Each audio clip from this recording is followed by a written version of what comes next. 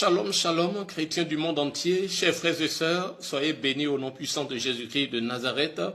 Bienvenue à la voix des églises évangéliques AIC International dans le monde entier. Nous vous invitons à ouvrir la Bible dans le livre des Actes des Apôtres, le chapitre 4, le verset 11 à 12.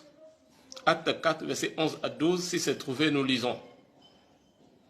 Jésus est la pierre rejetée par vous qui bâtissez et qui est devenue la principale de l'angle. Jésus est la pierre rejetée par vous qui bâtissez et qui est devenue la principale de l'angle. Il n'y a de salut en aucun autre, car il n'y a sous le ciel aucun autre nom qui ait été donné parmi les hommes par lequel nous devions être sauvés. Amen, amen. On reprend. Acte 4, verset 11 à 12. Jésus est la pierre rejetée par vous qui bâtissez et qui est devenue la principale de l'angle. Il n'y a de salut en aucun autre, car il n'y a sous le ciel aucun autre nom qui ait été donné parmi les hommes par lequel nous devions être sauvés. Bien-aimés, la Bible nous dit dans un premier temps que Jésus-Christ est la pierre que ceux qui bâtissaient ont rejetée. Jésus-Christ est la pierre que tu as tout le temps rejetée dans ta vie. Bien-aimé, quelle est l'importance de Jésus dans ta vie? Quelle place tu donnes à Jésus dans ta vie? Jésus-Christ est le sauveur du monde. Il est le chemin, la vérité et la vie. Nul ne vient à Dieu autrement que par lui.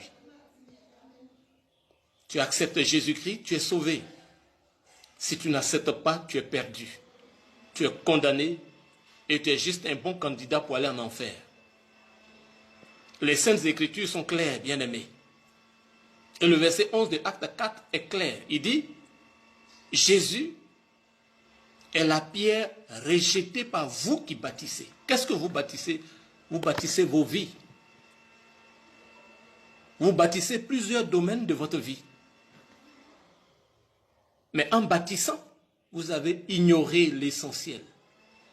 Vous avez tourné le dos à l'essentiel. Ce qui devait être la priorité a été rejeté, mis à l'écart.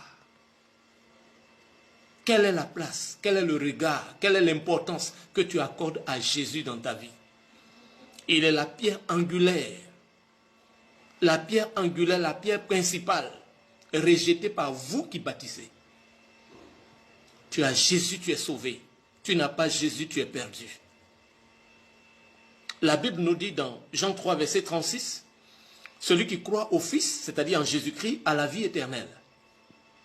Celui qui ne croit pas en Jésus-Christ ne verra point la vie, mais la colère de Dieu demeure sur lui. Voilà ce que déclare l'Écriture dans Jean 3, verset 36.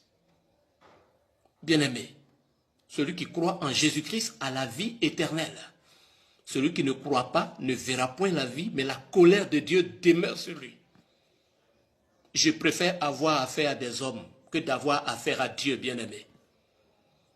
Il est mieux d'avoir affaire à des hommes, à des humains, à des semblables comme toi, que d'avoir affaire à Dieu, que d'avoir affaire à sa parole déclarée.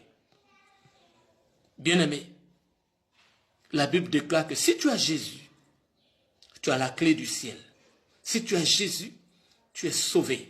Si tu as Jésus, ton nom est inscrit dans le livre de vie conformément à ce que dit Apocalypse 20, verset 15, qui dit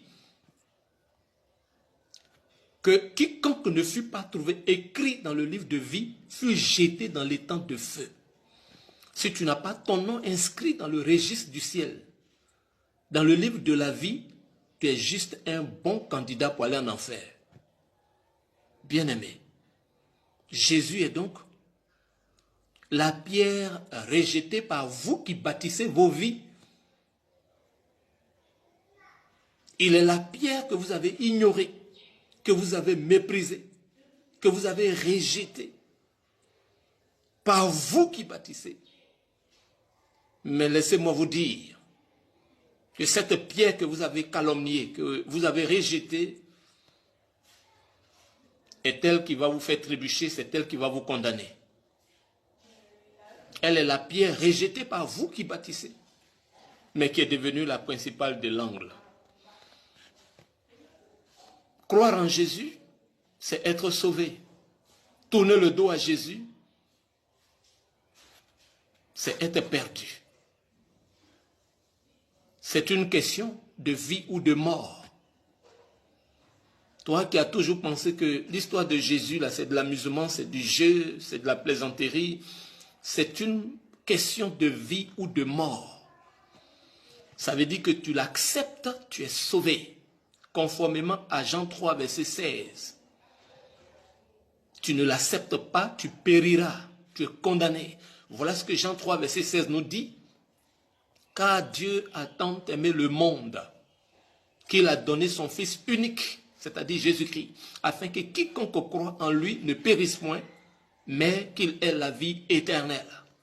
Tu crois, tu es sauvé. Tu entres au ciel. Tu ne crois pas, bien-aimé, tu le regretteras pour toujours. Jésus est donc la pierre rejetée par vous qui bâtissez et qui est devenue la principale de l'angle. Que feras-tu lorsqu'au dernier jour, au jour du jugement, tu verras celui à qui tu as tourné le dos, celui que tu avais méprisé pendant ton pèlerinage terrestre? Que feras-tu lorsque tu verras celui pour qui tu n'as eu point d'égard, assis sur le trône, prêt à te juger? Il y a dans ce monde des gens qui entrent dans l'éternité comme des déférés, des condamnés qui vont devant leur juge. Voilà comment certaines personnes entrent dans l'éternité, entrent dans l'au-delà, comme des déférés, des condamnés qui vont devant leur juge. Et il y a par contre d'autres personnes qui ont entendu l'évangile, qui ont saisi la main tendue de Jésus, qui ont cru en son sacrifice, qui lui ont donné leur vie et qui quittent ce monde comme des enfants qui reviennent d'un voyage et qui rentrent dans la maison familiale lorsqu'ils vont pousser leur dernier soupir, leur dernière respiration. Bien-aimé, Jésus te tend la main. Jésus-Christ est le sauveur du monde. Le verset 12 nous dit, « Il n'y a de salut en aucun autre, car il n'y a sous le ciel aucun autre nom qui ait été donné parmi les hommes par lequel nous devions être sauvés. » Tu peux vérifier ce qu'est en train de te déclarer la Sainte Bible, la parole révélée de l'Éternel. Il n'y a de salut en aucun autre. Dans ce monde, nous entendons beaucoup de noms qui sont proposés. Combien de noms? Oh, Dieu seul sait le nombre. Combien de noms sont proposés? On vous parlera de Moon. On vous parlera de Bouddha. On vous parlera de Kokangba, de Gbaye. Beaucoup de noms que vous connaissez, que je connais, sont cités dans ce monde. Mais la parole de Dieu déclare de façon formelle et solennelle, Acte 4, verset 12, il n'y a de salut en aucun autre.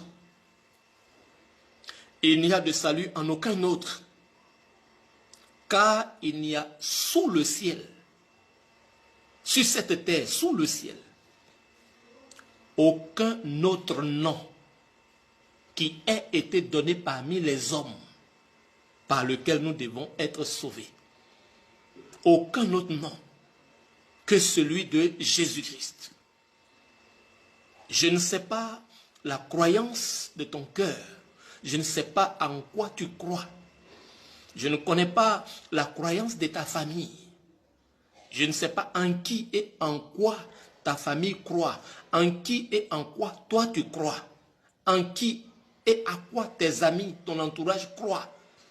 Mais la parole de Dieu déclare solennellement et formellement, Acte 4, 12, il n'y a de salut en aucun autre.